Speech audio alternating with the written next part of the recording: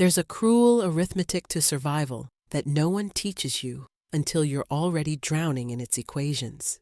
We tell ourselves that the strong survive and the weak perish, as if strength were something you could measure in muscle and bone, in the sharpness of fangs, or the ranking of your wolf. But I learned the truth on the night I was meant to die. Sometimes survival isn't about being the strongest in the room. Sometimes it's about being the one thing no one expects you to be. Sometimes the Omega who bleeds liquid moonlight instead of crimson, who carries death in their veins where others carry life, becomes the only one left standing when the dawn finally breaks. And sometimes, just sometimes, the monster who means to kill you becomes the only one who truly sees what you are beneath the curse of your birth. The morning they discovered my affliction, the clouds hung low over the village of Valdris like a shroud waiting to fall.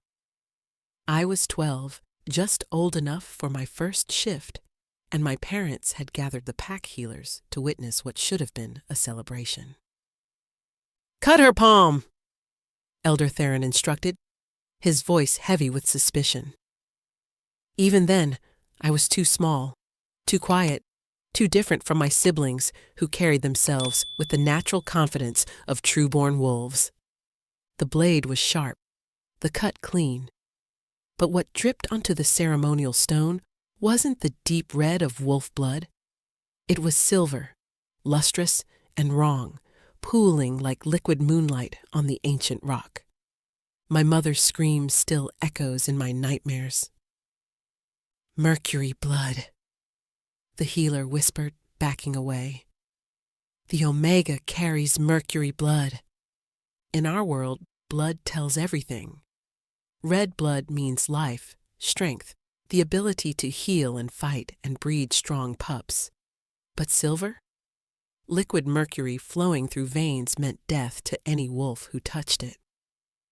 My blood could kill with a single drop, making me untouchable in the most literal sense. No mate would ever claim me. No pack would ever truly accept me. I was death wrapped in an Omega's fragile form. They named me Lysandra, meaning liberator in the old tongue. The irony wasn't lost on anyone. The only thing I could liberate others from was life itself. My father, Beta Marcus, tried to hide his revulsion behind duty. My mother simply stopped looking at me altogether. My siblings learned to keep their distance, taught by whispered warnings and fearful glances. Only my youngest brother Kai sometimes forgot to be afraid, but even he learned eventually.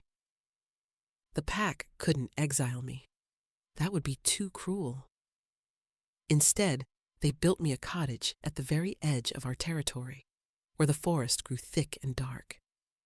They assigned me tasks requiring no physical contact: record-keeping, translating old texts, maintaining archives no one else wanted to bother with. I became a ghost haunting my own life. But ghosts see things others miss. From my exile, I watched. I listened. I noticed patterns in the night sky that spoke of changes coming. I heard whispers of missing Omegas from neighboring packs. I saw fear creeping into warriors' eyes when they spoke of the North. The North, where the Alpha King ruled from his fortress of black stone. Fenris Nightshade, who, according to the darkest rumors, had developed a taste for entertainment of the cruelest sort. "He makes them fight," a traveling merchant whispered one day, unaware I was listening. "Throws them in the pit with dire wolves. Takes bets on how long they'll last." "I heard he's searching for something specific," another replied. "Someone special." I had discovered that my affliction had unexpected uses. Mercury ink never faded. Mixed with regular ink, just a drop, and any document became impossible to forge. The pack used my blood for their most important treaties. Though they never acknowledged where the special ink came from, This small purpose kept me sane through years of isolation. That and the books. I devoured every text I could find, learned languages no one in Valdris had spoken for centuries, memorized battle strategies I'd never use, and healing techniques I could never practice. By my 20th winter, I had become exactly what they expected, an afflicted thing living at the edge of the world, useful only for the death I carried in my veins. The night everything changed started like any other. Rain lashed against my cottage windows as I sat translating an old text about the first wolves. The knock at my door was so unexpected, I nearly spilled my ink pot. Beta Marcus stood there, rain streaming down his face, his expression a mixture of resignation and regret. "Lysandra," he said, using my name for the first time in years. "The Alpha King's emissary has come. He demands tribute from every pack, one Omega delivered to his fortress before the new moon." I understood immediately. Who better to send to their death than the Omega who was already dead to them? "When?" I asked, my voice steady. "Tonight, within the hour." He turned to go, then paused. "I'm sorry. For what it's worth, I'm sorry it has to be you." But he wasn't sorry enough to send anyone else. As I packed my few belongings, I thought about that arithmetic of survival. They were sending me to die, yes, but they were also sending the Alpha King something he'd never encountered before. An Omega whose very blood was poison, who had spent 8 years learning to be dangerous in ways that had nothing to do with claws or fangs. Perhaps the strong really would survive. Perhaps, for once, that might actually be me. The journey north took 3 days, though it felt like a lifetime compressed into heartbeats. I rode in the back of a prison wagon, the kind used for transporting rogues to execution. The guards kept their distance, more afraid of accidental contact than any escape attempt. Through the bars, I watched my world disappear. First, the familiar forests of Valdris, then the merchant towns I'd only seen from afar, finally giving way to the harsh, mountainous terrain of the Northern Territories. Each mile that passed, I catalogued my inadequacies. 20 years of existence, and what did I have to show for it? No pack bonds, for who could bond with poison? No friends, for who would risk death for companionship? No mate mark on my neck, no pups to carry forward any legacy, though what line would want to continue this affliction? The other Omegas in neighboring packs had lives I could only observe from shadows. They had gentle hands that could heal minor wounds with their touch. They had scents that soothed and calmed their packmates during times of stress. They bore children who would grow strong and continue bloodlines. They were treasured, protected, cherished for their softness in a world of sharp edges. I was the sharp edge everyone avoided. My mercury blood made me a living weapon, but one that couldn't be wielded. What good is a sword that cuts the hand that holds it? What purpose does a shield serve if it kills those it means to protect? The healers had tried everything in those early years: binding spells, purification rituals, even old mountain remedies meant to correct defective pups. Nothing worked. The worst part wasn't the isolation, though that carved its own special wounds. The worst part was the hope that died slowly, degree by degree, year by year. I remembered being 13, still naive enough to believe I might find a way to be useful. I had tried to help during harvest season, only to have an entire field's worth of wheat wither and die after I'd handled the seeds with bare hands. The pack had nearly starved that winter. I remembered being 15 when young wolves started finding their mates. I would sit at my window and watch the mating runs, see joy on newly bonded pairs' faces, and tell myself that somewhere out there was someone whose body could withstand my touch. But the healers had been clear.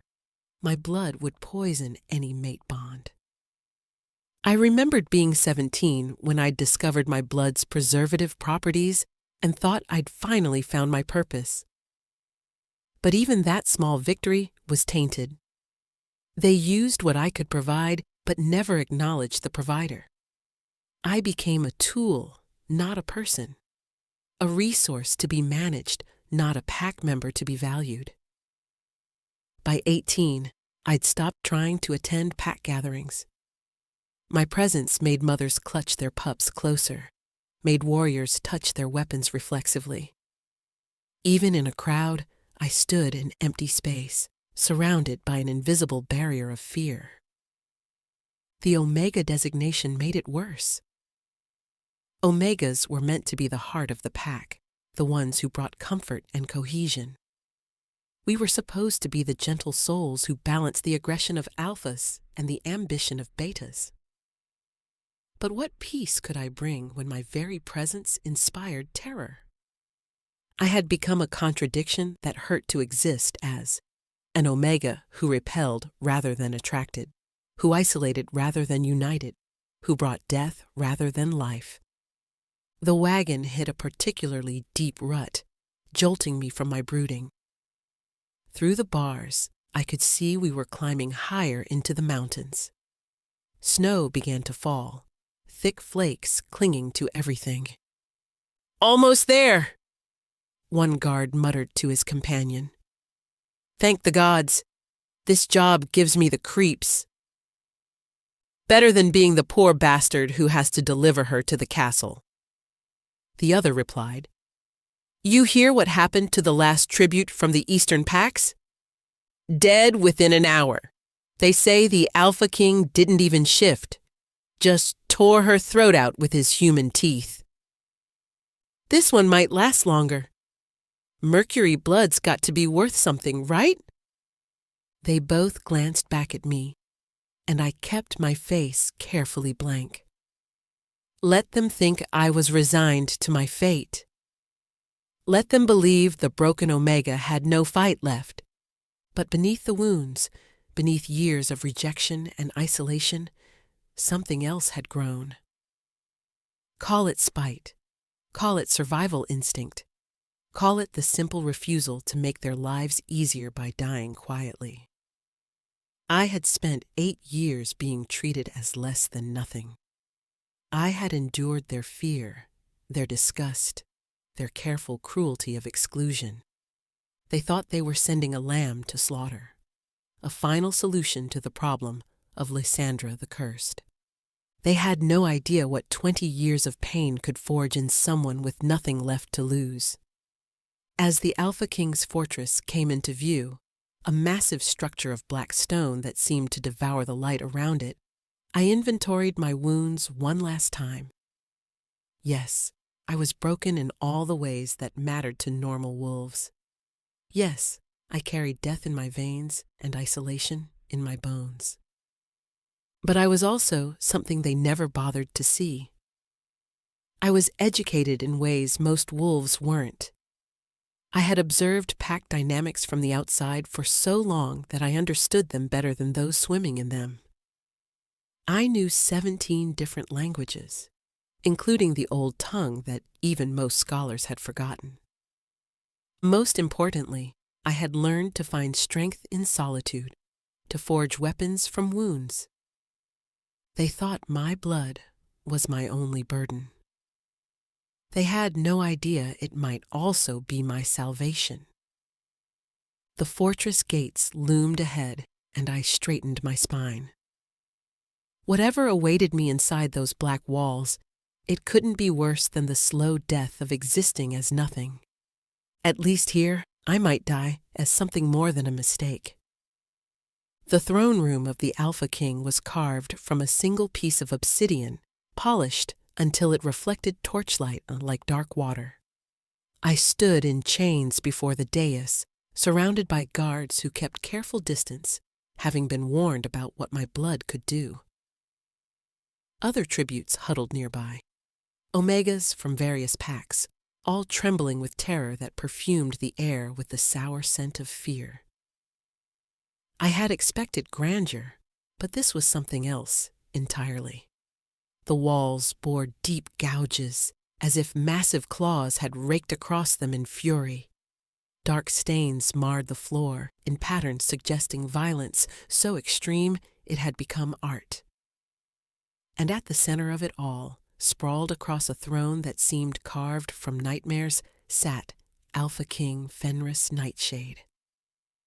He was devastatingly beautiful in the way a storm is beautiful, all power and destruction wrapped in perfect form.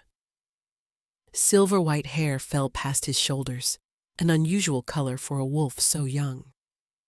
His eyes were pale blue of winter ice, and when they fixed on me, I felt the weight of a predator's attention. "So!" His voice rumbled through the chamber like distant thunder. "These are this season's offerings." He rose from his throne with liquid grace, moving down the line of tributes. Some whimpered, one fainted. When he reached me, he stopped, nostrils flaring. "You smell of silver and sorrow," he murmured, circling me slowly. "Beta Marcus sent me his afflicted daughter. How predictable." I kept my eyes fixed straight ahead, refusing to give him the satisfaction of my fear. He was close enough now that I could smell him, pine and iron, and something wild that made my omega instincts scream contradictory commands.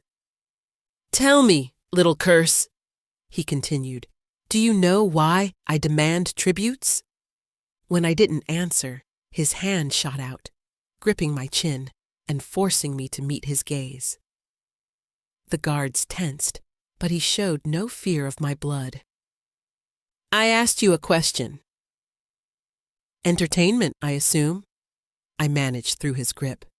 "The mighty Alpha King grows bored and demands new toys." He laughed, a sound like breaking glass. "Entertainment? Yes, I suppose that's what they would think." He released me, wiping his hand on his leather pants as if I'd contaminated him.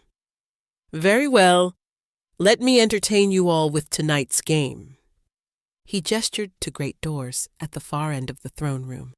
They groaned open, revealing a circular chamber beyond, lit by hundreds of candles. "My arena," Fenris announced, "where we play a very simple game. Survive from sundown to sunrise, and I'll grant you a place in my household. Fail." He smiled, showing teeth too sharp for his human form. "Well, failure has its own rewards." One omega, a delicate male from the river packs, fell to his knees. "Please, Your Majesty, we're not fighters. We're omegas. We can't—" Fenris moved so fast, I barely saw it. One moment he stood by the arena entrance, the next he had the pleading omega by the throat, lifted off the ground. "Can't?" he snarled. "Then you'll die. Natural selection at its finest." He dropped the omega, who scrambled backward, gasping. "But I'm not entirely without mercy. You may choose your opponent for the night, another tribute, one of my warriors, or—" His smile widened. "Me." The other tributes erupted in panic. Some begged for the chance to fight each other, assuming another omega would be the easiest opponent. I remained silent, processing the situation. This wasn't simple cruelty. There was something calculated in his eyes, something searching. He wasn't just looking for entertainment. He was looking for something specific. "What about you, Mercury Blood?" He appeared in front of me again with that unnatural speed. "Who will you choose to dance with tonight?" I met his gaze steadily. The smart choice would be another Omega. The safe choice would be one of his warriors. But I'd spent 20 years making safe choices, and where had it gotten me? You, I said clearly. The throne room went silent. Even the guards stopped breathing. Fenris tilted his head, studying me with those predator eyes. Brave or stupid, little curse. Curious, I admitted. An alpha king who plays games with tributes instead of simply killing them. Who speaks of entertainment but looks for something else. Who touches a poisonous Omega without fear. You're not what you pretend to be. Something flickered across his face. Surprise, perhaps, or recognition. Then the mask of cruel amusement slammed back into place. Midnight, he said softly. The arena. Come armed or unarmed, I care not. But come ready to show me what Marcus's mistake can do besides bleed silver. He turned to the guards. Take them to the tribute quarters. Feed them, let them rest. Tonight, we see who among them deserves to see another dawn. As they herded us out, I caught a glimpse of him ascending his throne again. For just a moment, when he thought no one was looking, I saw exhaustion seep into his features. His hand went to his chest, pressing against something beneath his shirt, and his face contorted with what looked like pain. Then he noticed my attention, and the moment shattered. The cruel smile returned, and he gave me a mocking salute. The tribute quarters were sparse but clean, a row of cells with basic amenities. The others huddled together, whispering frantically about strategies and alliances. I sat apart, thinking. Every instinct honed through years of isolation screamed that there was more to this than simple blood sport. Real cruelty didn't announce itself so boldly. And then there was the way he touched me. No fear, no hesitation. Either he was completely insane, or he knew something about my condition that I didn't. You're going to die, the Riverpack Omega whispered through the bars. No one survives a night with him. We're all touched by darkness in our own ways, I replied, lying back on the narrow cot.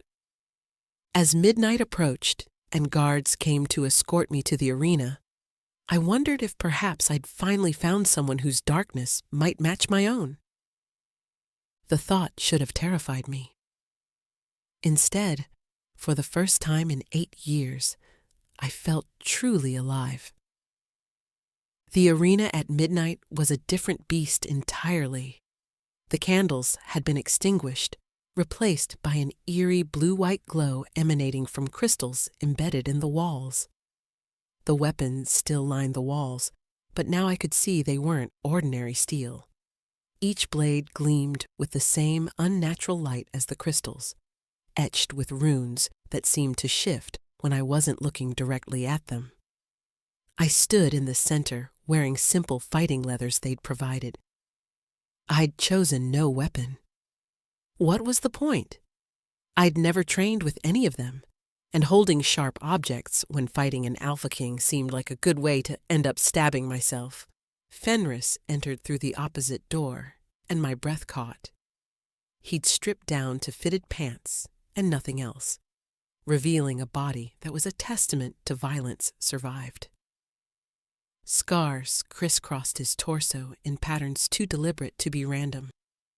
But it was the tattoo over his heart that made me stare. A black sun being devoured by a silver moon, the ink seeming to pulse with its own life. "No weapon?" he asked, beginning to circle me. "Disappointing. I hoped for more creativity from someone who chose death so readily." "I am my own weapon," I replied, circling opposite him, maintaining distance. He laughed again. "Yes, I suppose you are." "Tell me, When did you last touch someone without killing them? The question was so unexpected, I almost stumbled. Never. Never held your mother's hand? Never embraced a friend? Never felt warmth of another's skin without it ending in screams? Each question was a dagger finding gaps in armor I didn't know I wore. Why does it matter? Because I'm curious, he said, then moved. He was fast, faster than any wolf I'd ever seen. I barely managed to dodge, feeling wind from his strike brush my cheek. But instead of following up, he danced back, studying me. Interesting. You move like someone who spent their life watching others fight. He attacked again, a series of strikes that should have overwhelmed me. But I'd read every combat manual in Valdris's library, memorized every diagram. My body might be untrained, but my mind knew the patterns. I slipped between his attacks, never quite where he expected. "You're not fighting!" he growled, increasing his speed. "You said survive until sunrise." I panted, narrowly avoiding his claws. "Not defeat the Alpha King." He stopped so suddenly I nearly ran into him. "Clever little curse, but survival isn't always about running." His next attack was different, calculated to corner me against the wall. I had nowhere left to dodge. His hand closed around my throat, not tight enough to choke, but firm enough to hold. We both froze, waiting for my blood to do its work. Nothing happened. His skin didn't blister. He didn't convulse in agony. He just held me there, his face inches from mine, those ice-blue eyes boring into my soul. "Impossible," I whispered. "Is it?" He leaned closer, his breath warm against my ear. "Did you really think I'd challenge a Mercury Omega without knowing I could touch her?" He released me and stepped back, flexing his unmarked hand. "Your turn." "My turn for what?" "To attack me? Or did you think this would be entirely one-sided?" I stared at him, mind racing. He could touch me. No one could touch me, but he just had, and he was still standing, still smirking like he knew all my secrets. "I don't know how to fight." "Lie." He began circling again. "You know exactly how to fight. You've been fighting your whole life. You just don't use claws." Something in his words ignited anger I'd buried for years. Fine.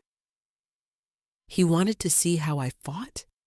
I reached up and drew my nail across my palm, letting silver blood well up. His eyes tracked the movement, but he didn't retreat. I flicked my hand, sending droplets flying toward him. He didn't dodge. The blood hit his chest, and I waited for screams, for sizzling flesh. Instead, the drops rolled off him like mercury on glass, leaving no mark. "My turn," he said softly, and then he shifted. But it wasn't like any shift I'd ever seen. Normal wolves transformed in seconds, their human shape flowing into wolf form like water. Fenris broke apart. His bones snapped audibly, reforming at impossible angles. His skin split and resealed. When it was over, what stood before me wasn't quite wolf, wasn't quite man, but something caught between. Towering, bipedal, covered in white fur with those same ice-blue eyes. A dire wolf. The monsters of legend that hadn't walked the earth in 1,000 years. I should have been terrified. Instead, I felt a strange kinship.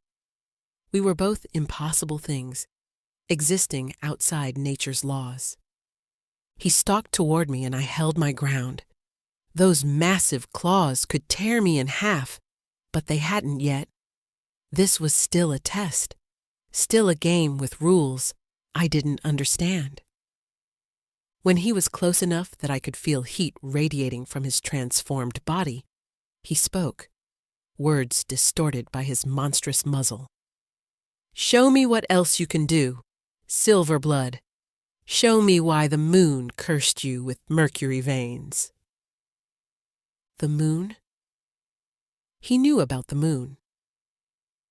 "I don't understand," I said. "Then let me educate you." He grabbed my bleeding hand, pressing it against the tattoo over his heart. "Feel." Power slammed into me like a physical force. Images flooded my mind. A younger Fenris screaming as silver was poured into wounds carved into his chest. A woman with moon-white eyes speaking words in the old tongue. Decades of agony as his body learned to process what should have killed him. I jerked back, gasping. You did this to yourself?"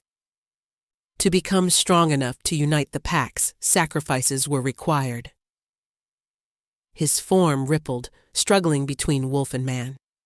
"But every strength comes with a price. I gained immunity to silver, to wolfsbane, to every poison our kind fears. But I lost the ability to fully control my shifts. Under the full moon, I become something else.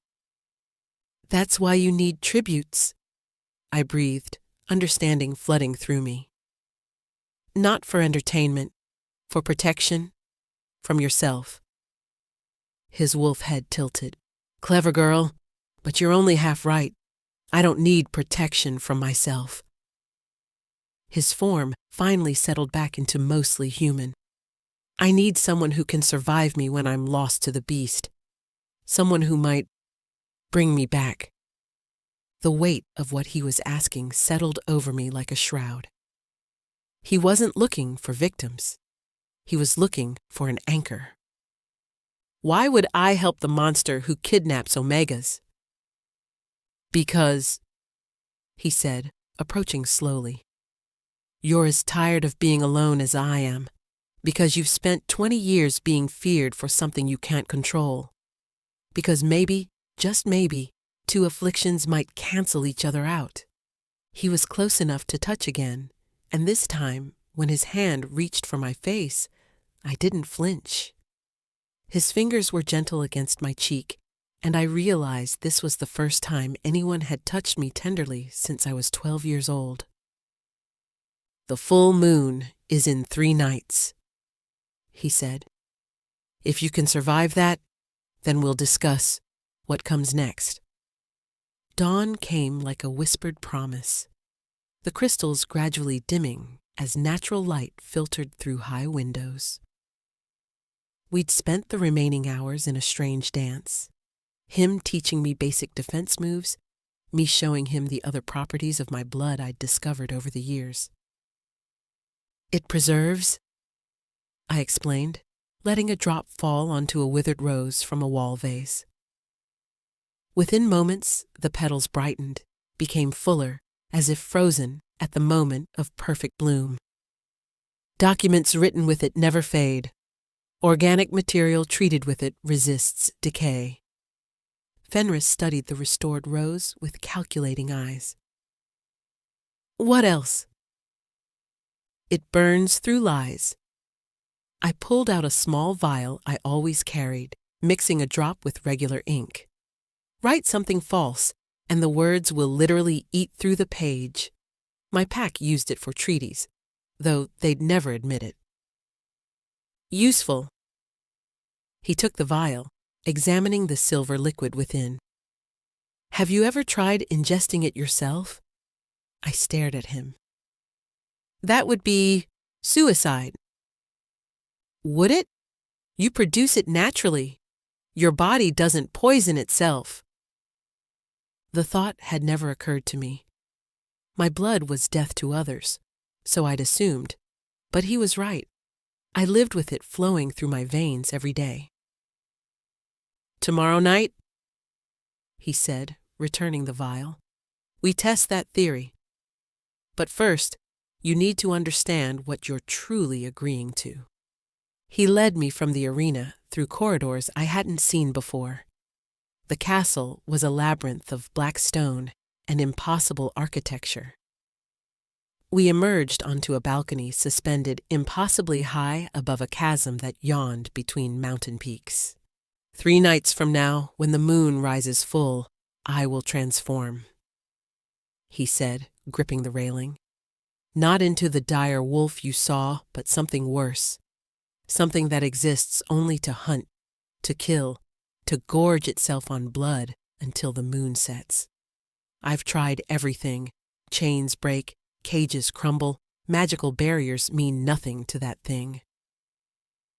How many have died? Every tribute who's tried. Dozens of my own guards, my own beta, who believed his loyalty could reach the man inside the monster. His voice went hollow. I tore out his throat and painted the walls with his blood. Then why keep trying?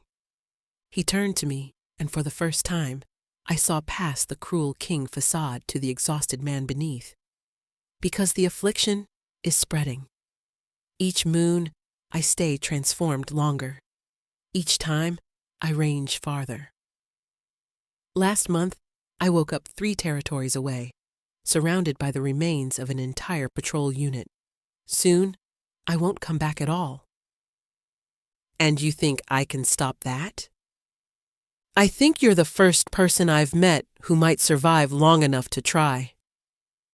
He pulled something from his pocket, a collar of black metal inscribed with runes that hurt to look at. This was crafted by the witch who cursed me.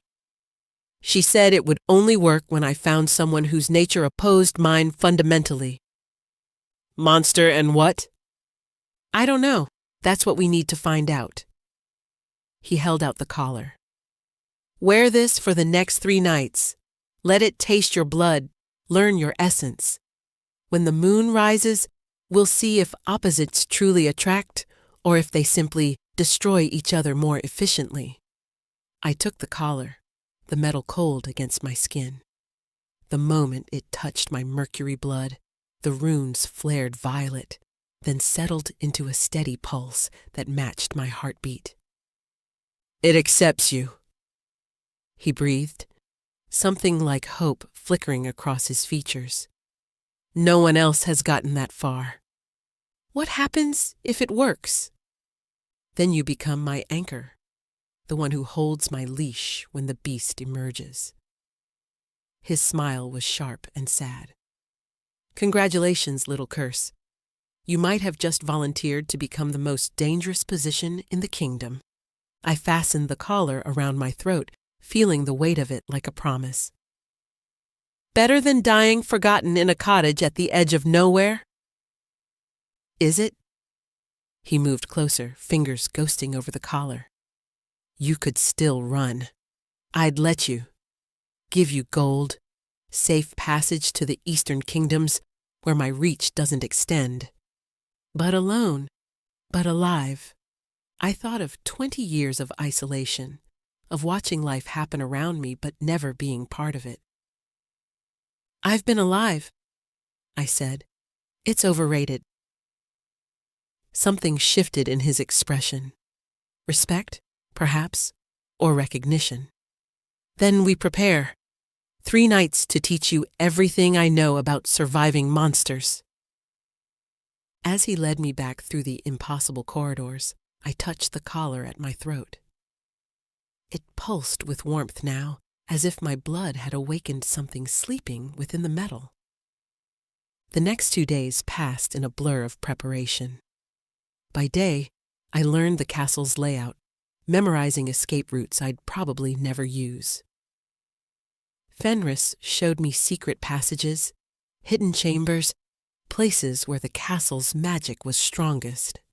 Remember, he said, demonstrating a specific whistle pattern.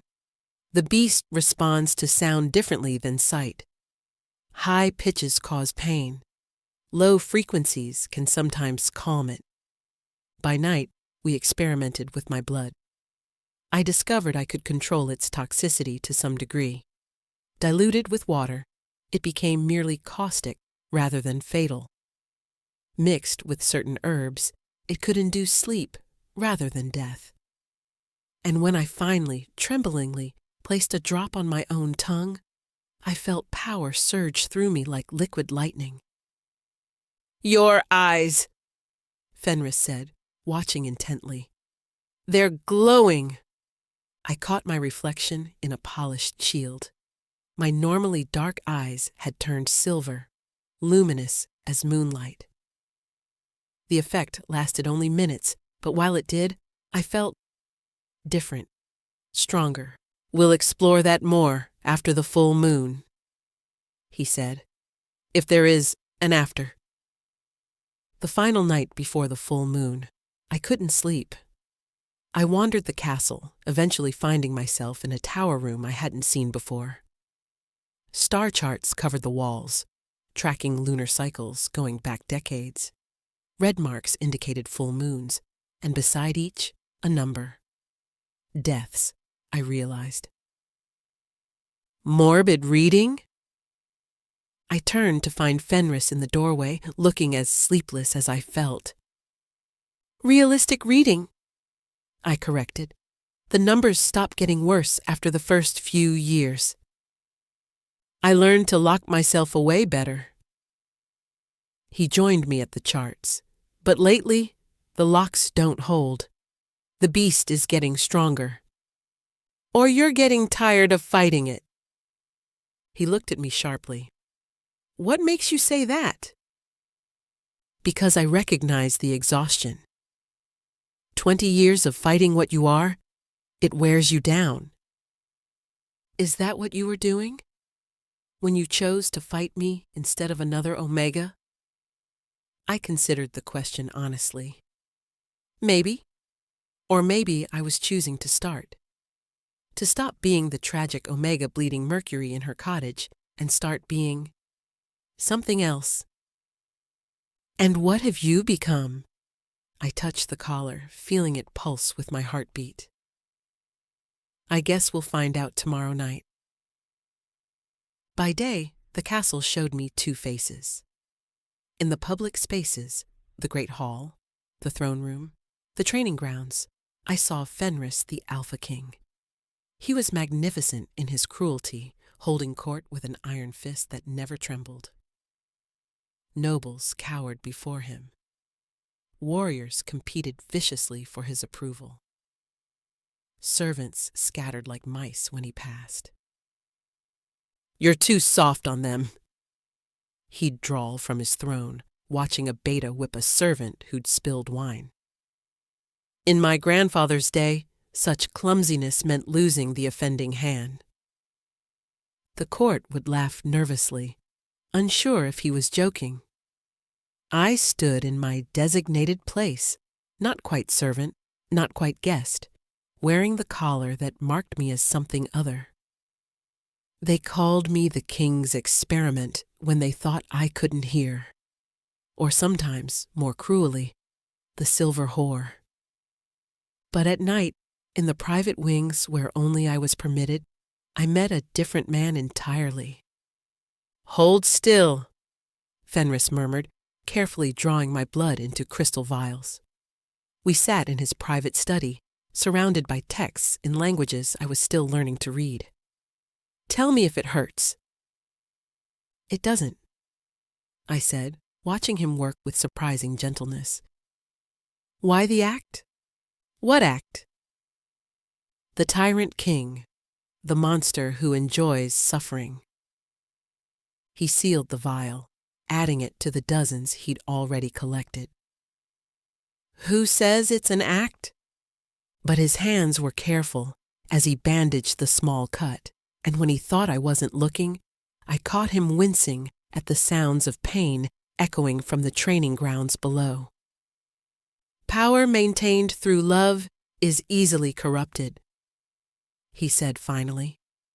"Fear is cleaner, more reliable." "Lonelier," I added. "Yes."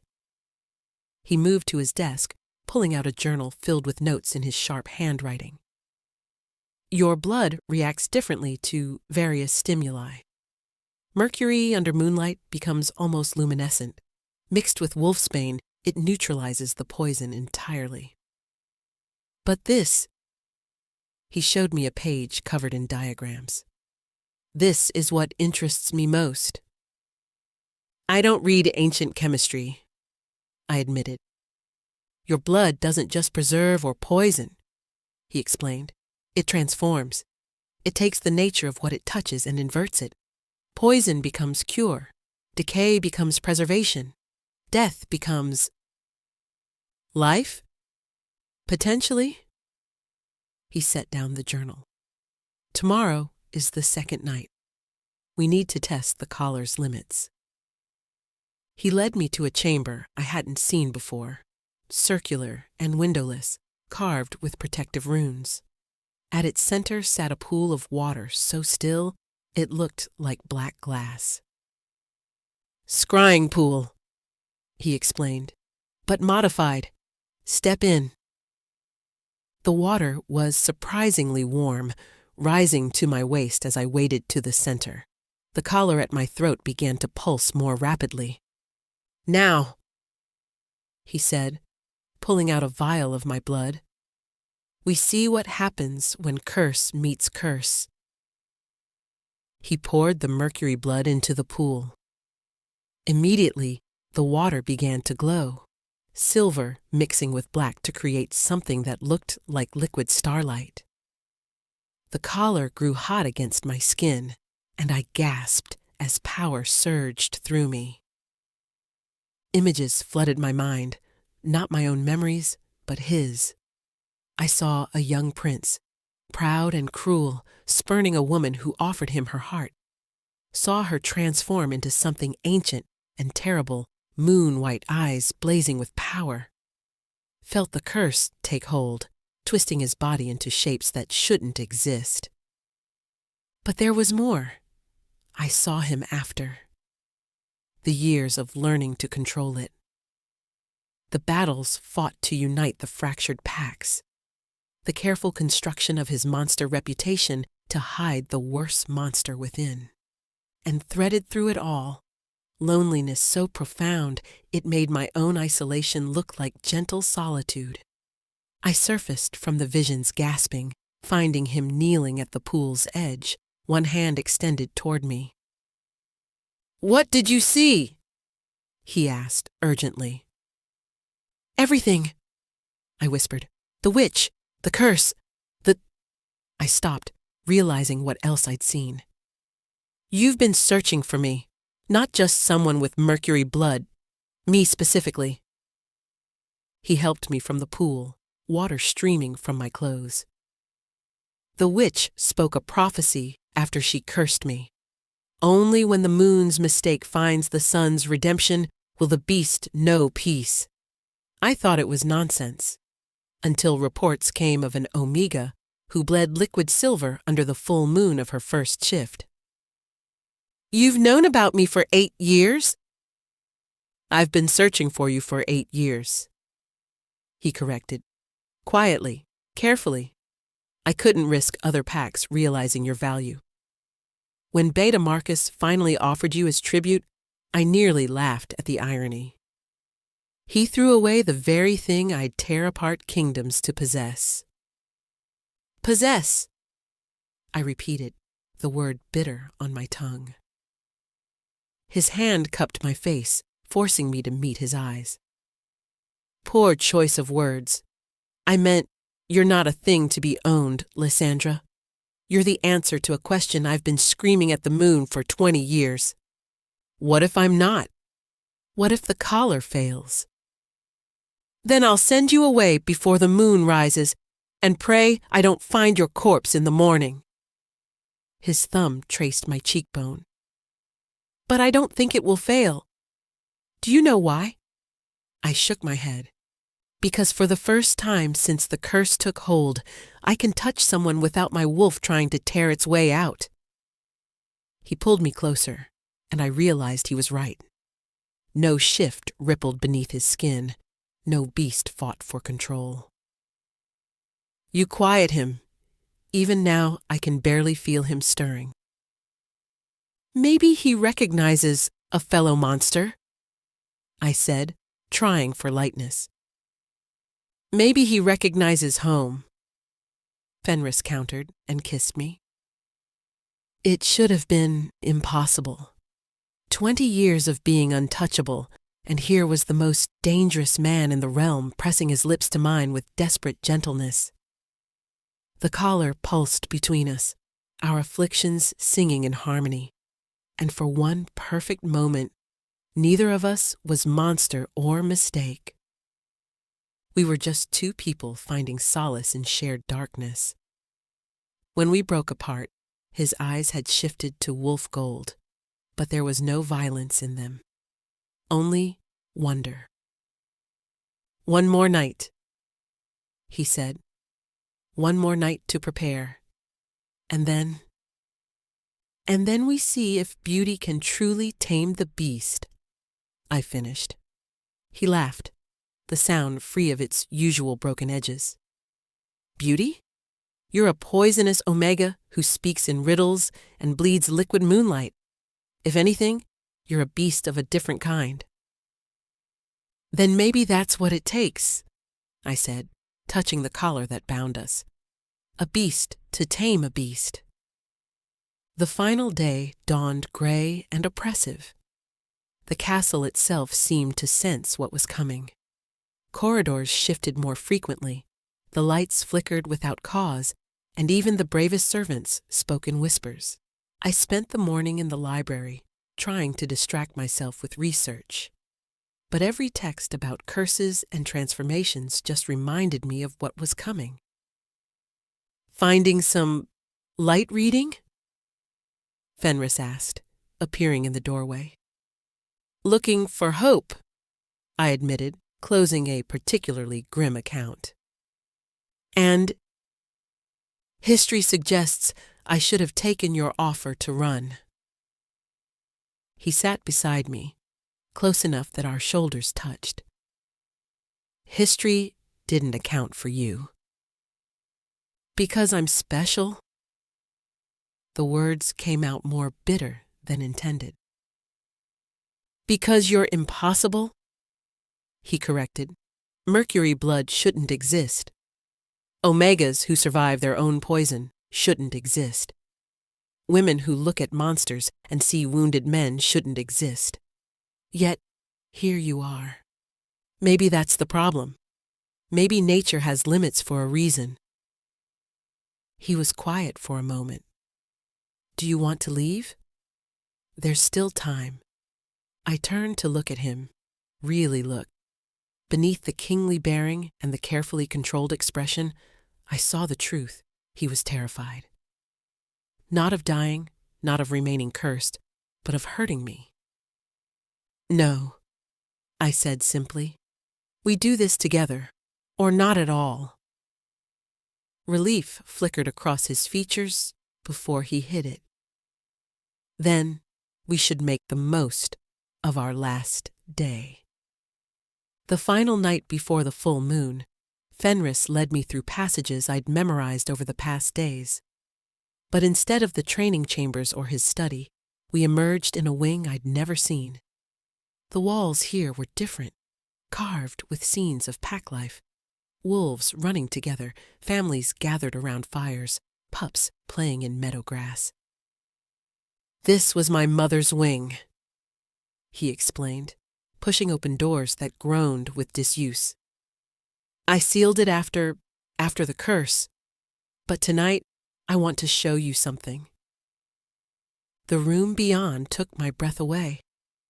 Unlike the stark black stone of the rest of the castle, this space bloomed with color. Tapestries depicting the 4 seasons covered the walls. And everywhere, on shelves, tables, filling entire cases, were books. My mother collected stories, he said, running his fingers along dusty spines. Fairy tales, histories, myths from every corner of the realm. She believed that stories held truth in ways facts couldn't capture. I moved through the room in a daze. recognizing titles I'd only heard whispered about. How is this possible? She was a scholar before she was a queen. He pulled out a slim volume bound in silver-touched leather. This was her favorite, The Last Moon Singer. It's about a woman whose voice could calm the wildest beasts, who sang the moon to sleep each night to prevent it from driving wolves mad. I've never heard that story. No one tells it anymore. The moon singer gave up her voice to save her pack, and with it, lost the very thing that made her special. He handed me the book. She spent the rest of her days silent, watching the wolves she'd saved forget why the moon no longer drove them to madness. I clutched the book carefully, understanding the parallel he was drawing. Is that what you think will happen? If the collar works, I'll lose what makes me... me? I think sacrifice always demands payment, he said carefully. But I also think my mother was wrong about the story's meaning. The moon singer didn't lose what made her special when she gave up her voice. She proved it. Her specialness wasn't in the singing. It was in the choice to sing, even knowing the cost. Pretty words, I said, but my throat was tight. Is that why you brought me here? To wrap my potential death in metaphor? No. He moved to another case, pulling out journal after journal. I brought you here for these. I opened one at random and found pages covered in familiar handwriting. My own, but younger, less refined. My breath caught. These are every story you ever submitted to the Pack archives, every translation you did that they filed away without credit, every poem you thought burned with the autumn refuse.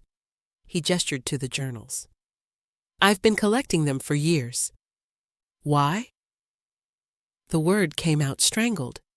Because they're brilliant, he said simply. Because while your pack saw only your blood as valuable, I read your words and saw a mind that understood pain and beauty as two faces of the same truth. Because you wrote about loneliness with such precision, it made my own isolation bearable. I sank onto a dusty chair, overwhelmed. 20 years of writing in secret, believing my words as worthless as the rest of me, and here they were, preserved like treasures. The riddle you told that first night, he continued.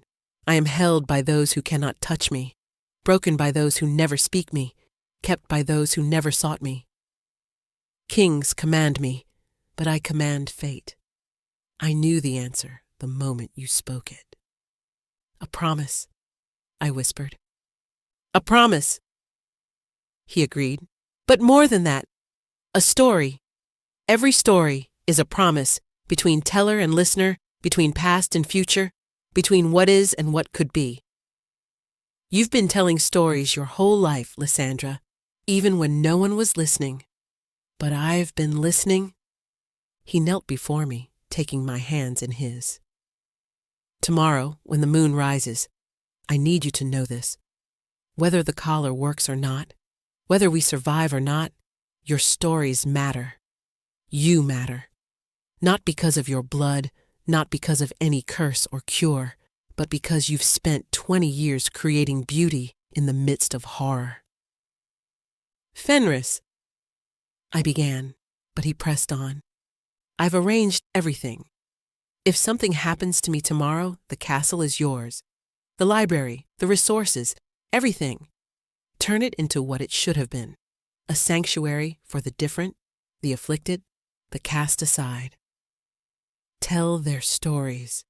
Tell our story. Stop talking like you're going to die, I said fiercely. We're both going to die eventually, he replied with that sharp smile.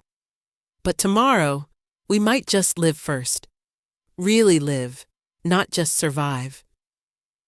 He stood, pulling me up with him. Choose any books you want for your chambers." We spent the remaining hours filling my arms with books, talking about stories and curses and the thin line between the two. He showed me his mother's private notes, her theories about the nature of shape-shifting. "She would have loved you," he said as the sky began to lighten. "A storyteller with Mercury blood who speaks truth to tyrants."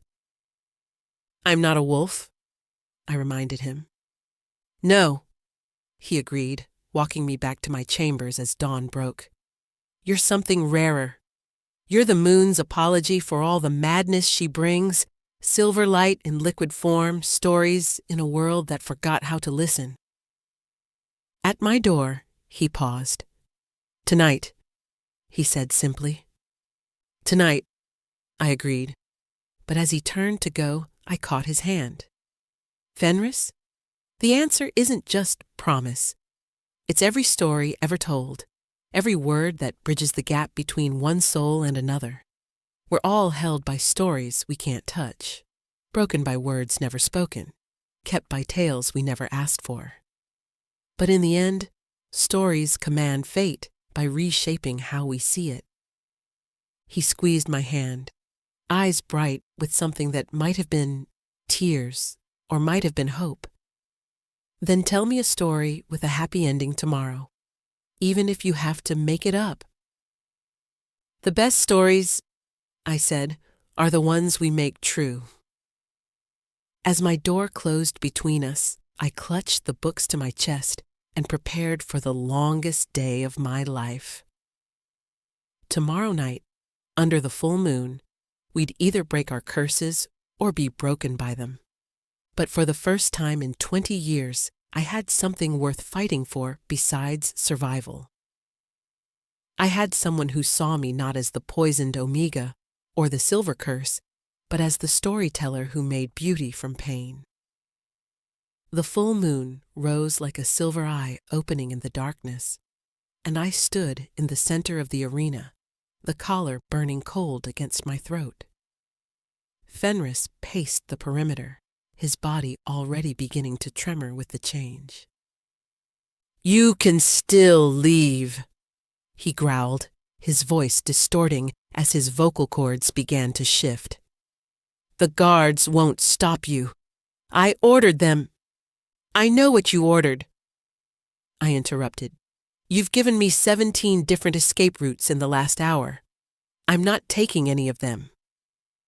He stopped pacing, fixing me with eyes that flickered between ice blue and molten gold. "You don't understand what's coming. The dire wolf you saw was nothing. This is—" He doubled over, gasping. "This is primordial, older than thought, older than reason. It won't recognize you, won't care about stories or promises or—" His words cut off in a scream that became a howl. I watched, horrified and transfixed, as his body began to tear itself apart. This wasn't the fluid shift I'd witnessed before. This was violence made manifest. Bones didn't just break. They shattered and reformed in configurations that defied nature. His skin split like overripe fruit, revealing something underneath that wasn't quite flesh, wasn't quite shadow. The collar at my throat pulsed frantically, its runes blazing violet white. My mercury blood responded, heating in my veins until I felt like I was burning from the inside out. Every instinct screamed at me to run. But I held my ground, even as the thing that had been Fenris completed its transformation. What stood before me defied description. It was wolf-shaped in the way a nightmare is human-shaped, a suggestion of form without the comfort of familiarity. It stood 15 feet tall on legs that bent in too many places. Its fur was not white, but the absence of color, as if it devoured light. And its eyes were holes in reality, darker than the space between stars. The beast's head swiveled toward me, and I felt its attention like a physical weight.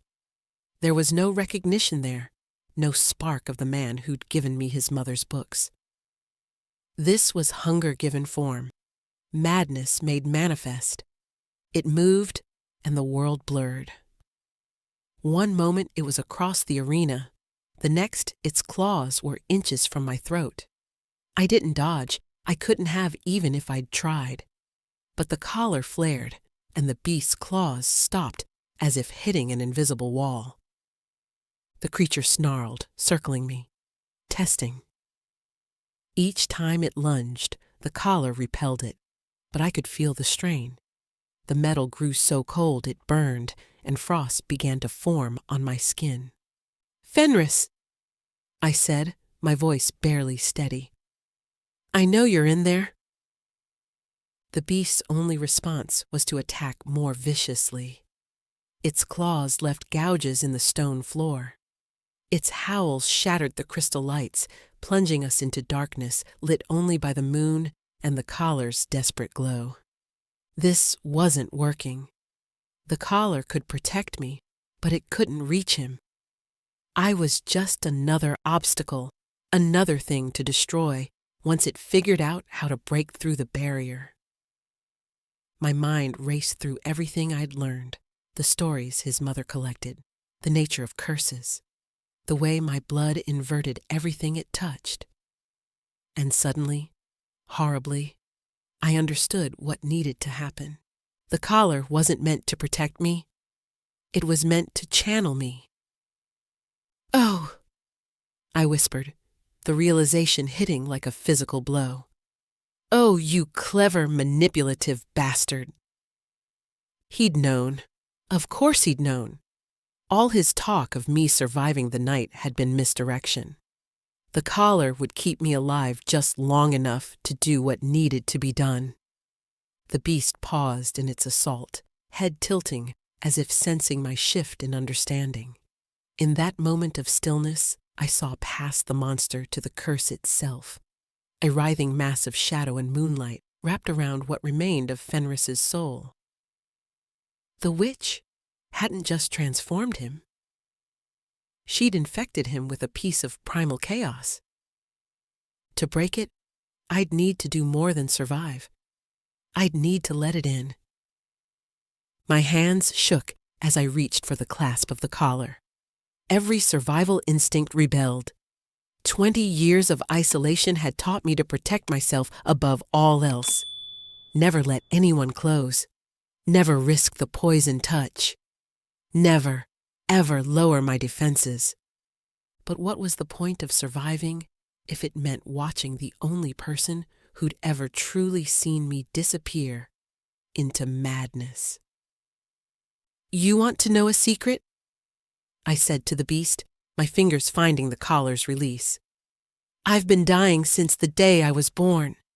Every breath, every heartbeat, every moment of consciousness is just borrowed time before the inevitable. We're all cursed to die. The only choice is whether we do it alone." The beast's eyes fixed on mine, and for just a second, I thought I saw a flicker of blue in the darkness. "I choose not to be alone," I said, and released the collar. It fell away like discarded armor, and immediately the beast lunged. This time, nothing stopped it. Claws designed to rend reality pierced my skin, and my mercury blood sprayed across the arena floor. The pain was indescribable, not just physical, but existential, as if my very essence was being unraveled. But my blood touched the beast, and everything changed. Where silver met shadow, light exploded. The creature reeled back, howling, as my blood burned through its form like acid through paper. But this wasn't destruction. It was revelation. Each drop stripped away layers of curse, revealing the man trapped beneath. The beast thrashed, caught between forms. One moment it was the nightmarish direwolf, the next something closer to Fenris, then back again. It charged me repeatedly, each attack drawing more blood, each contact burning away more of the witch's poison.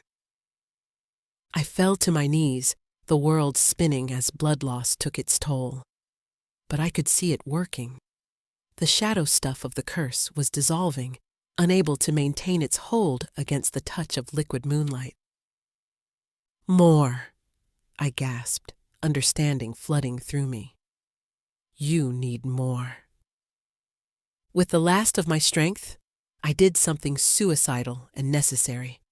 I bit down on my own wrist, opening veins properly, letting quicksilver blood flow freely. The beast, maddened by pain and transformation, lunged one final time. Its fangs found my throat, and I let them. Mercury blood flooded its mouth, poured down its throat, worked into its system from the inside. The creature convulsed, its form flickering like a candle in a hurricane. I felt my life draining away, vision darkening at the edges. But I held on. If I was going to die, I'd make it count. The arena filled with impossible light as 20 years of curse met 20 years of poison and canceled each other out. The last thing I saw before darkness claimed me was Fenris, human, whole, covered in my silver blood but unmarked by it, catching me as I fell.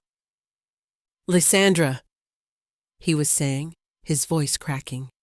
"No, no, no. This isn't how the story ends. You promised me a happy ending. You promised—" But promises, I thought as consciousness faded, were just stories we told ourselves about the future. And sometimes the best stories were the ones where the monster became a man, even if the storyteller had to close the book to make it happen. At least I wouldn't die alone. At least I'd finally touch someone without killing them. At least, in the end, I'd mattered. I woke to silver tears falling on my face. Not tears, blood. Mercury drops dripping from somewhere above me, each one burning with cold fire as it touched my skin. My throat ached with a pain that went beyond physical, and when I tried to speak, only a whistle of air emerged. "Don't!" Fenris's voice, rough with exhaustion and grief. "Don't try to talk. Your throat. Gods, Lysandra, I almost killed you." My eyes focused slowly. We were still in the arena, though dawn light filtered through the high windows. Fenris knelt beside me, cradling my head in his lap. His white hair was stained with quicksilver, his hands covered in my blood. But more importantly, he was human. Completely, utterly human, with no trace of the beast. I tried to smile, to show him it was worth it, but the movement sent fire through my neck. His hand immediately went to the wound, and I saw him flinch. "The healers can't touch you," he said quietly. "Your blood, even diluted, even mostly drained, it still burns them. He held up his hands, showing me the cuts. "I've been bleeding into you, drop by drop, my blood to replace what you lost. It's the only thing keeping you alive." I wanted to tell him it was poetic, the monster's blood saving the poison girl. But my voice was gone, perhaps forever. The beast's fangs had torn through more than flesh. "The curse is broken," he continued, as if needing to fill the silence. "Completely. I can feel it. The absence where it lived for so long. You did it. You actually did it. But the cost—" Footsteps echoed in the arena. His beta, Rafe, appeared with several guards. They stopped at a careful distance, fear clear on their faces. "Your Majesty," Rafe said carefully, "the court is concerned. Rumors are spreading about what happened here. Some say the Omega is dead. Others claim she's transformed into something else." "Tell them," Fenris said, not looking away from me, "that the tributes are canceled. Permanently. Any pack that has issue with that can take it up with me personally." "And the Omega?" The Omega saved their worthless lives. His voice hardened. Anyone who speaks against her will find out exactly what kind of monster I can be without a curse. After they left, he gathered me carefully in his arms. The journey through the castle was a blur of concerned faces and hurried whispers. Servants scattered, nobles stared, and through it all, Fenris carried me like something precious and breakable. His chambers were sparse, practical. He laid me on his bed, then began the slow work of changing my bandages. His hands were gentle but unpracticed. "I've never actually tended wounds before," he admitted. "Always had healers for that. But I'm learning. For you, I'm learning." Days passed in a haze of pain and slowly returning strength. Fenris never left my side, feeding me broth when I could manage it, reading to me from his mother's books when the pain kept me awake. He slept in a chair beside the bed, my hand in his. But as my body healed, a horrible truth became clear. My voice wasn't returning. The beast's fangs had destroyed something essential. I could breathe, could swallow with difficulty, but speech was beyond me. "We'll find a way," Fenris insisted when the diagnosis came. "There are specialists in the Eastern Kingdoms, magical procedures, ancient remedies. I'll tear apart the world to give you back your voice." I touched his face, trying to convey what I couldn't say. That it was enough, that I'd made my choice with open eyes, that a voice was a small price for his freedom. But I could see it eating at him. Guilt mixed with the cruel irony that I'd saved him with stories I could no longer tell. A week after the full moon, Fenris made an announcement that shook the kingdom. He stood before his court with me at his side, my throat still wrapped in silver-stained bandages. "Let it be known," he declared, "that the Omega Lysandra of Valdris has achieved what no other could. She has broken the curse that plagued your king. In recognition of this service, I name her royal chronicler with all the rights and protections of that office." The court erupted in whispers. An Omega holding a royal position was unprecedented. An afflicted Omega who couldn't even speak? Unthinkable. "Furthermore," Fenris continued, "any who question her worth will answer to me. She sacrificed her voice to save your lives. The least you can offer in return is respect." But respect, I learned, was harder to grant than fear. The nobles bowed when required, but whispered poison when they thought I couldn't hear. The servants remained terrified of my blood. And worst of all, I could see the pity in their eyes.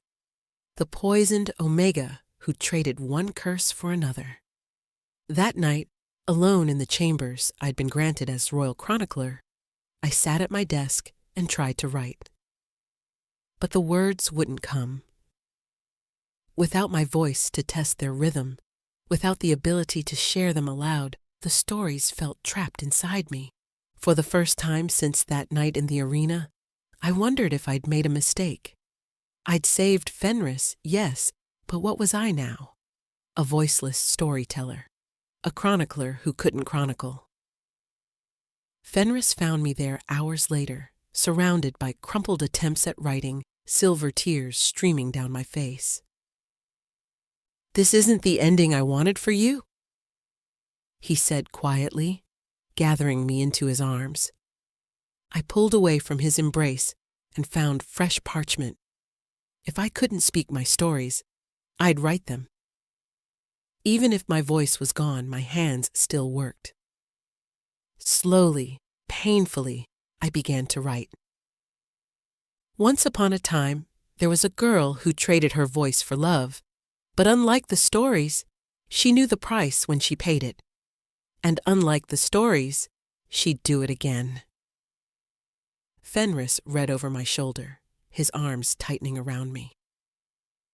you're still telling stories," he murmured, "just differently now." I nodded, continuing to write. Different wasn't dead. Changed wasn't broken. I'd spent 20 years learning to find strength in solitude. Now I'd learned to find voice in silence. The moon watched through our window as I wrote, and for the first time since waking voiceless, I felt something like hope. Stories had saved us once. Perhaps they could save us again.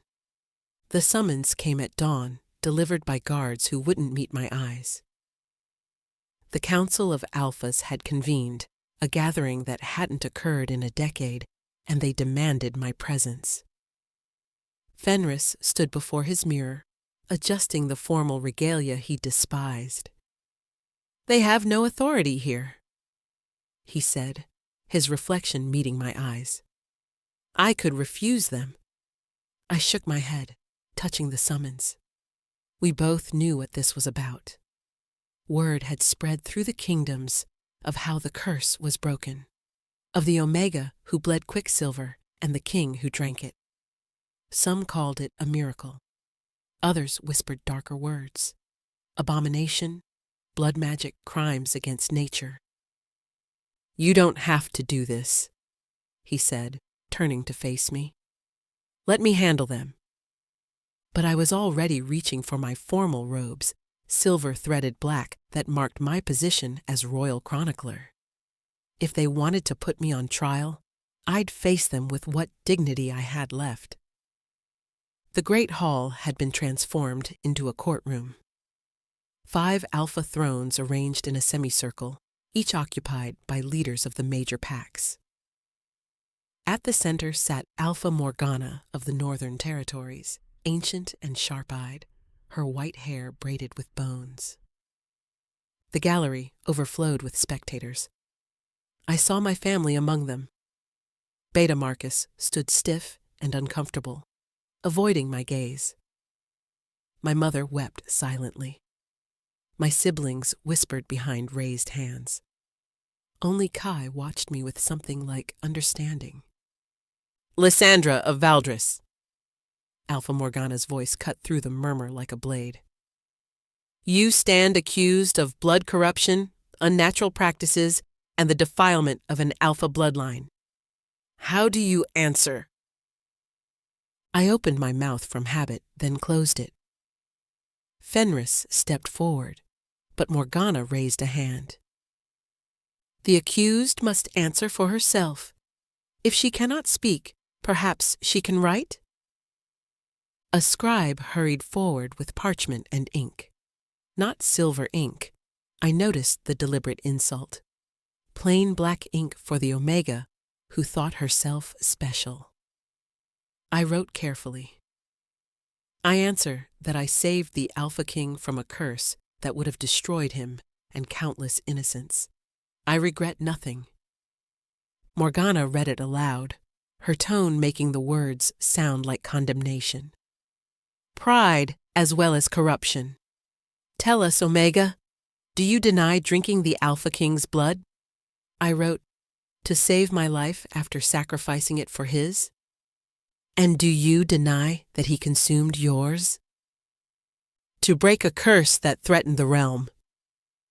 "Unnatural," one of the other alphas spat. "Omega blood should never enter an alpha. It disrupts the natural order."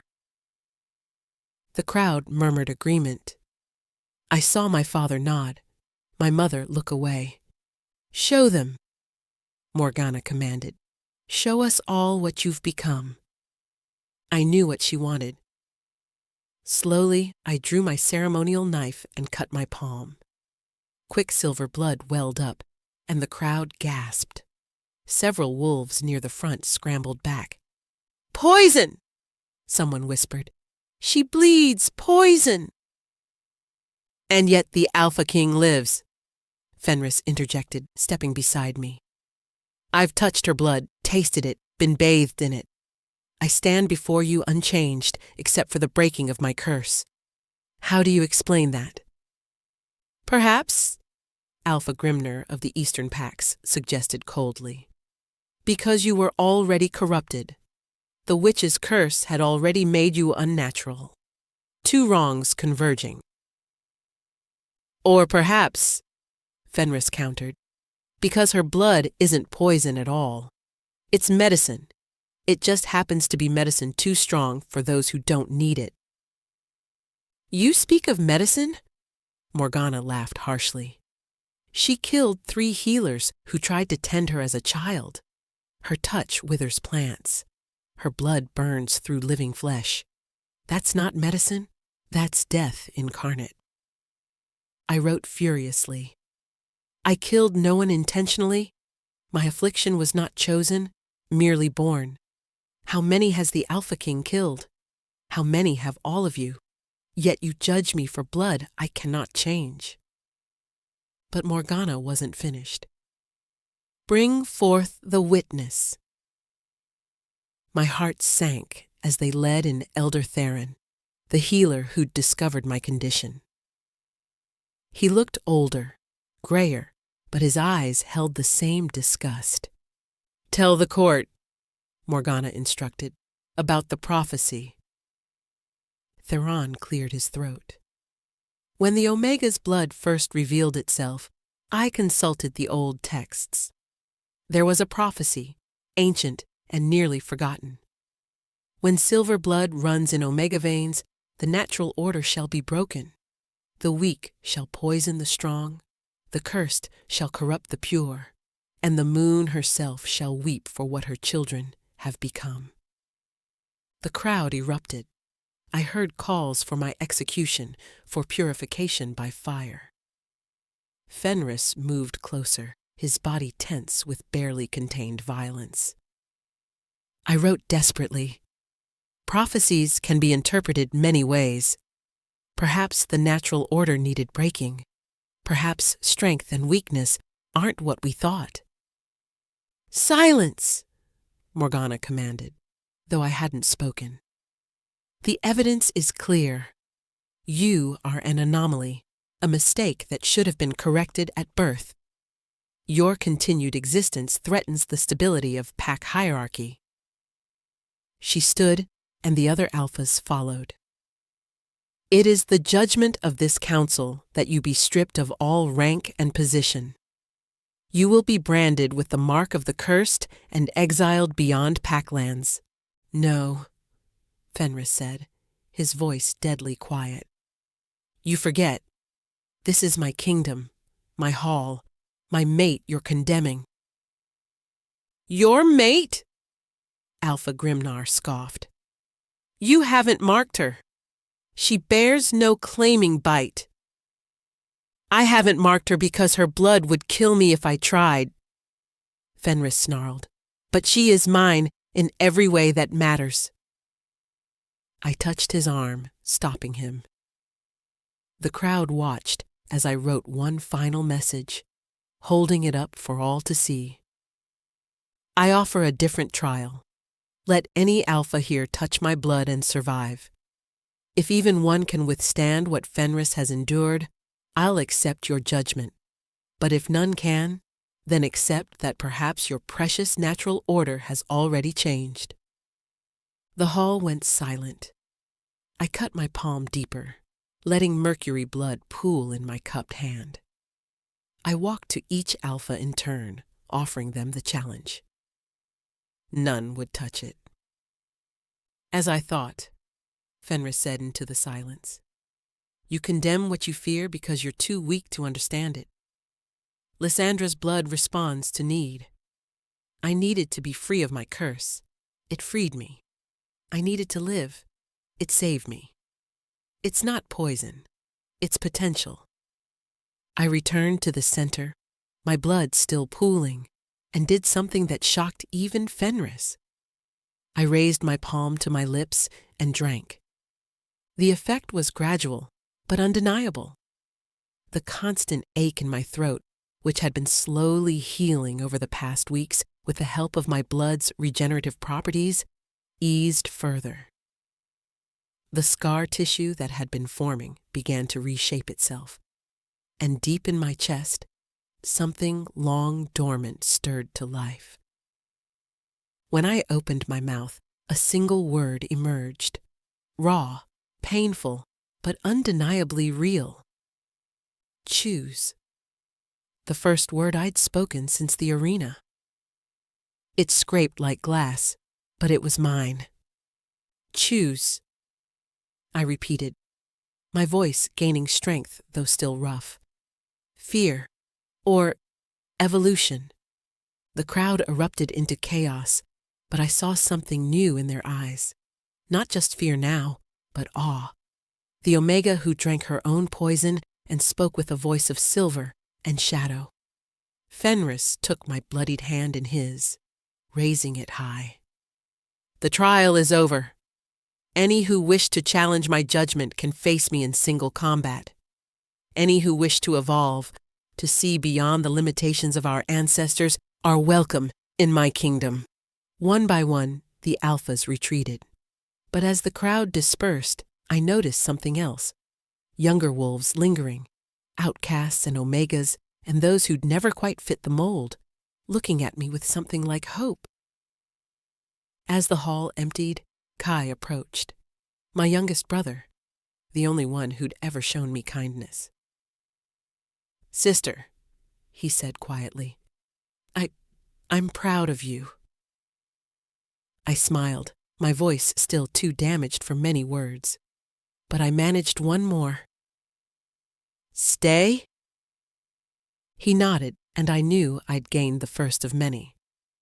The first to choose evolution over tradition.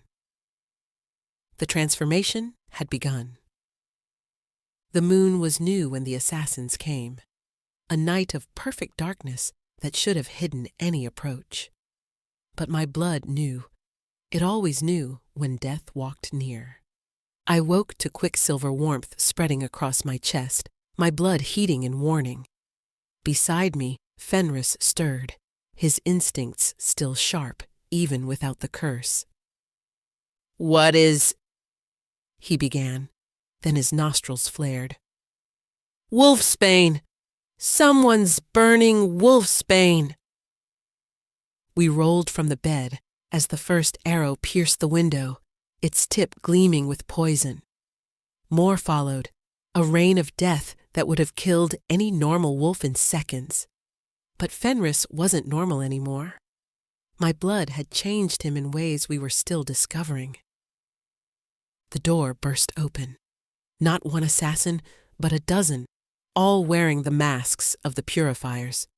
Extremists who believed in maintaining pure bloodlines. They moved with coordinated precision. Take the Alpha alive, one commanded. The abomination dies. They underestimated us. Fenris fought with a fury that needed no curse to be terrifying, while I did something they never expected. I bled deliberately, flicking drops of quicksilver at our attackers. Where my blood touched, it burned through their defenses, revealing the fear beneath their fanaticism. But there were too many. And then I saw him, the one who'd stayed back, chanting in the old tongue, weaving something dark in the air. A binding spell.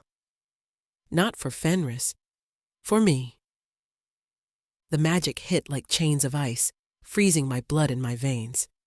I couldn't move, couldn't bleed, couldn't even scream as they closed in. Fenris roared, trying to reach me, but they'd planned for his protection. The prophecy was clear, the spellweaver said, pulling out a blade that glowed with sickly green light. Your kind breaks the natural order, but there's still time to correct nature's mistake. The blade descended toward my heart, and I knew with horrible certainty that this wasn't ordinary steel. This was God-touched metal forged to kill the unkillable. Time slowed. I saw Fenris's eyes widen in horror, felt the blade's cursed edge part the air above my chest, and in that moment of approaching death, I understood something fundamental about my condition. My blood had never been poison. It had always been choice. Every drop that killed had done so because those it touched were trapped, by tradition, by hierarchy, by their own rigid nature. They couldn't change, so they died. But Fenris had chosen change, chosen to see beyond what he'd been taught, and so my blood had freed rather than destroyed him. The blade touched my skin, and I made my choice. Instead of resisting, I embraced it. I let every drop of quicksilver in my veins rush to meet the cursed metal, not to fight, but to transform. The blade pierced my chest, seeking my heart, and found something impossible.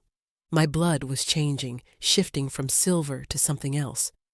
Something that had no color because it was all colors, no form because it was all potential. The God-touched blade, forged to destroy, met blood that existed to transform, and reality hiccuped. The spell weaver screamed as his magic reversed, the binding that held me snapping back to entangle him. The blade in my chest dissolved, its divine purpose unmade by something more fundamental than divinity, pure, undiluted choice.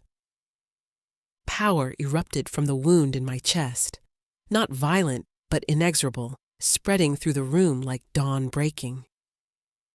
Where it touched the purifiers, something extraordinary happened. They didn't die.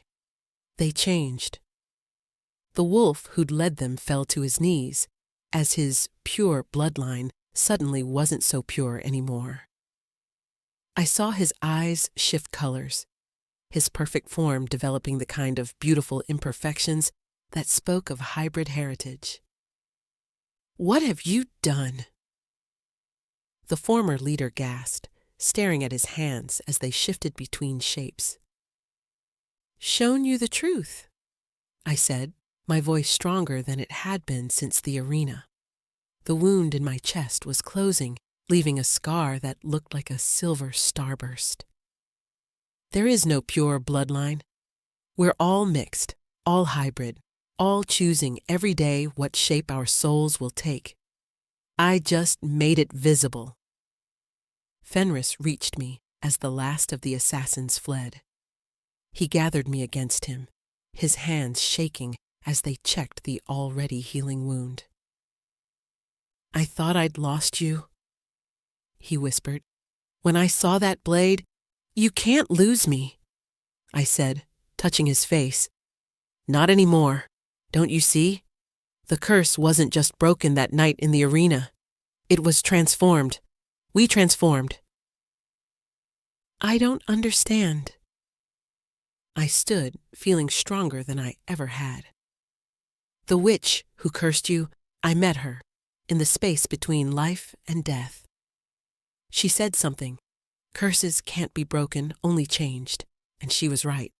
Your curse, my curse, they didn't disappear. They evolved." "Into what?" "Into choice. Into the ability to help others transform. The witch didn't curse you to punish you. She cursed you to prepare you." "For what?" "For this. For a world where bloodlines matter less than choices, where strength isn't about dominance but adaptation.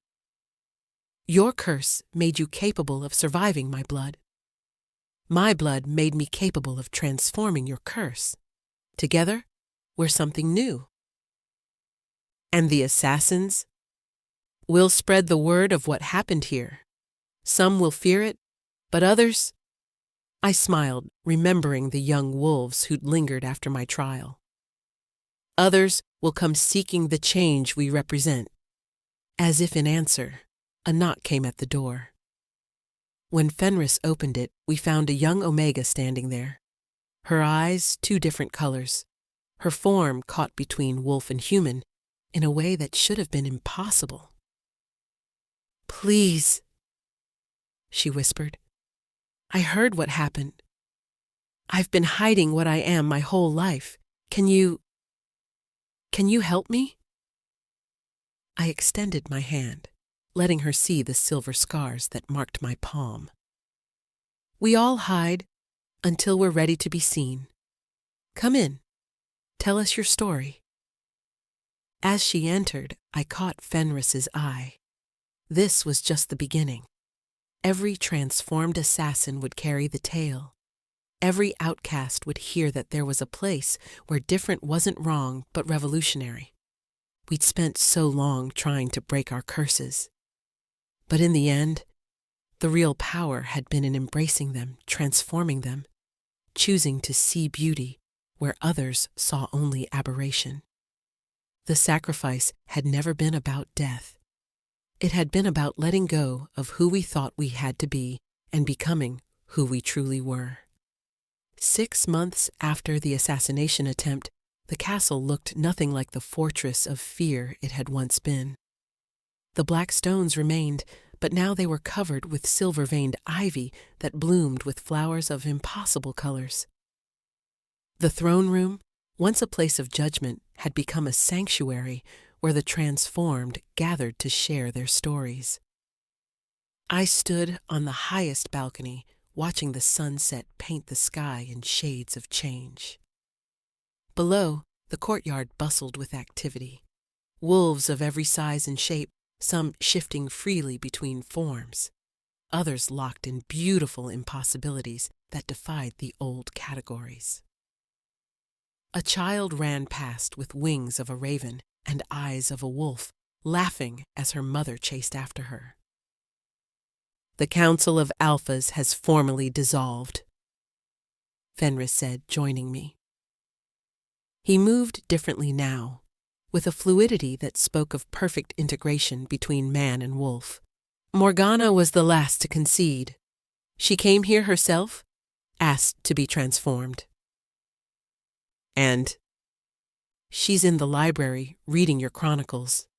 She cried when she read about the first Omega who came to us, the one whose howl could shatter stars, but who'd been muted by his pack for being too powerful." I leaned into him, feeling the familiar spark where our skin touched.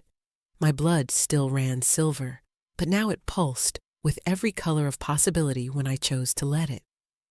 His blood carried traces of that same quicksilver, making him immune not just to poisons, but to the very concept of unchangeable fate. "Any word from Valdris?" I asked. "Your father sent another letter. Still refuses to visit, but Kai came. He's in the Eastern Garden, talking with the other young wolves about starting a new kind of pack, one without hierarchies. And there's something else." Fenris continued, producing a letter sealed with unfamiliar wax. From the Eastern Kingdoms, the Empress's own seal. I opened it, scanning the elegant script. "To the Silver Chronicler and the Evolved King, word of your transformation has reached even our distant shores. We have our own cursed ones, those born with scales instead of fur, who breathe water instead of air. For generations, we have hidden them, ashamed of their difference. We are ashamed no longer. I write to propose an alliance, not of kingdoms, but of evolution. Let us build a world where every impossible child has a place to belong. With hope for tomorrow, Empress Nalani of the Depths." "She's coming here," Fenris said, "with a delegation of their transformed. The world is changing, Lysandra, because of what you chose that night in the arena." "What we chose," I corrected.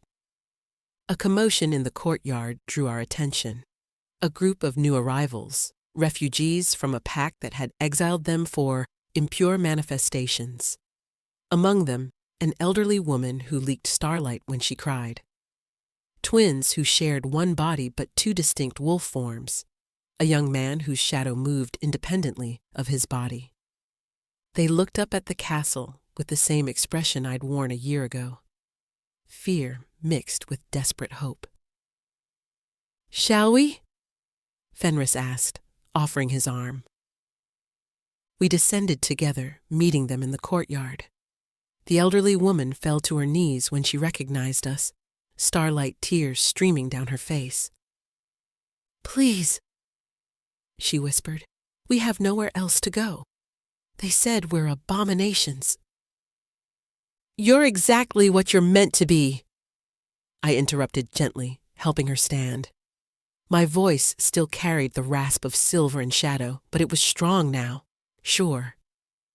There are no mistakes here, only possibilities waiting to unfold. One of the twins stepped forward boldly.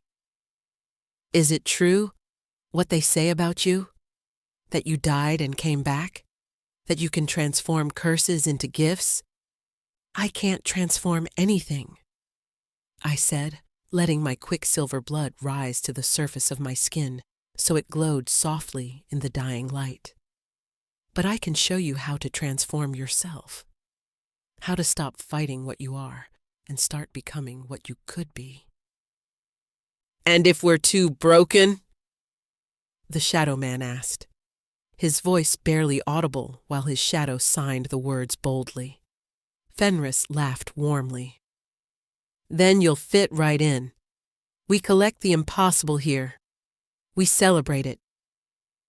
As the new arrivals were led inside, I remained in the courtyard. The first stars were appearing, and among them the moon rose. No longer full, but a perfect crescent that seemed to smile. Do you regret it? Fenris asked quietly. The life you might have had? Normal blood, a normal voice, a normal existence. I turned to him, seeing my reflection in his silver-touched eyes. The woman looking back bore little resemblance to the terrified Omega who'd arrived in chains. This woman stood tall, scarred, but not broken, powerful, not despite her strangeness, but because of it. Every curse is a choice waiting to be made, I said. I chose to stop seeing myself through their eyes and start seeing myself through my own. That's the real transformation, not the blood or the voice or the power, just the choice to be exactly who we are. And who are we? I smiled, taking his hand as more transformed souls found their way to our doors. We're the proof that evolution isn't about becoming perfect, I said. It's about becoming whole, broken parts and all. The castle bells rang, announcing the evening meal where former nobles sat beside former outcasts, where stories were shared in a dozen different ways. As we walked inside to join them, I thought about the girl who'd believed fairy tales were lies told to make the pain of reality bearable. She'd been wrong. Fairy tales weren't lies. They were promises, not that someone would save you, but that you had the power to save yourself. Not that curses could be broken, but that they could be transformed into something beautiful. And sometimes, just sometimes, the beast and the beauty turned out to be the same person, looking in a mirror and finally seeing themselves clearly. Welcome home, I whispered to each new arrival, and meant it with every drop of quicksilver in my veins. Welcome to the place where your curse becomes your crown. The transformation was complete, not just mine, not just Fenris's, but the world's, one impossible soul at a time, choosing to shine rather than hide.